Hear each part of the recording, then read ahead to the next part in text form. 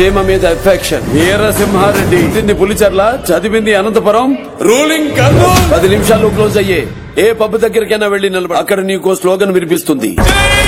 Appointment లేకుండా వస్తే occasion చూడను, లొకేషన్ చూడను, ఒంటి చేత ఊచకోట కోస్తానా కొడక. సంతకాలు పెడితే బోర్డు మీద పేరు మారుతుంది, కానీ ఆ చరిత్ర సృష్టించిన వాడి పేరు మారదు, మార్చలేరు. పదవి చూసుకుని నీకు పొగరేమో, టీఎంఏకే పొగరెక్కువ.